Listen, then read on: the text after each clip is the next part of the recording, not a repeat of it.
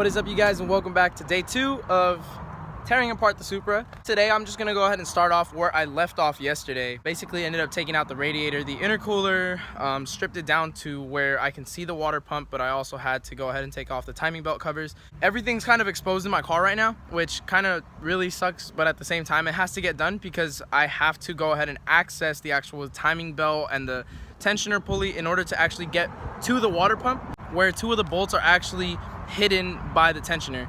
Number one fear for me was always to have to mangle around with the actual timing belt itself, because there's not much that I honestly know about it. I've honestly never done a timing belt job, never done any of that stuff, if I'm completely honest. But I like to learn as I go. I've actually hit up quite a few of my friends in the past few days.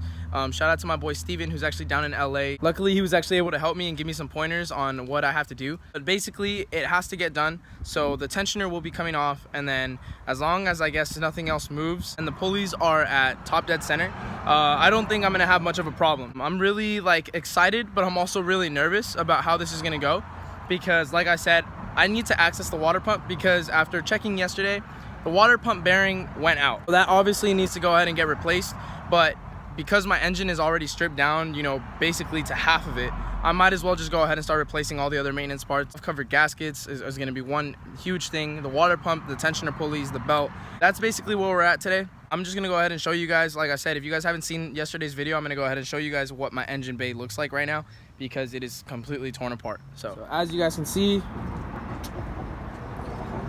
the whole front of it is just gone. There's no intercooler, no radiator, no nothing. So there's obviously a bit of oil debris that I'm gonna go ahead and try to clean up, but this is a car with 172,000 miles on it, so I'm not surprised that there's oil residue. And I also don't have a cover for the bottom, which I actually do have. It's in my garage, but I haven't put it on yet. So I think after I do this, I'm probably gonna go ahead and put it on just to prevent more sludge from going on. But the valve covers will be coming off. I already disconnected all the coils, and once that's done and the valve covers come off, the new gasket will go ahead and be put in place, and we're just gonna go ahead and basically secure the bag for what's going on at the top end of the engine.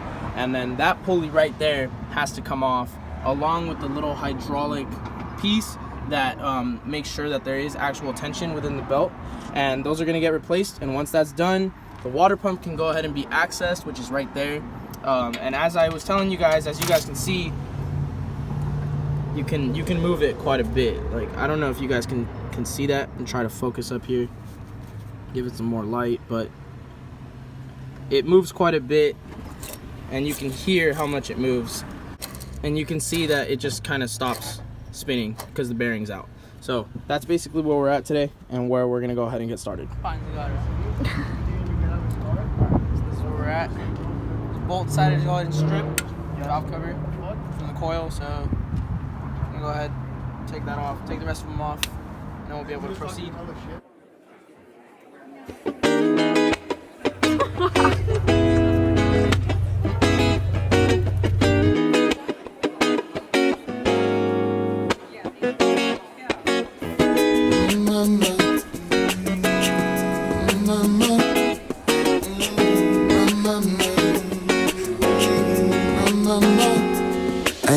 Ain't stressing now.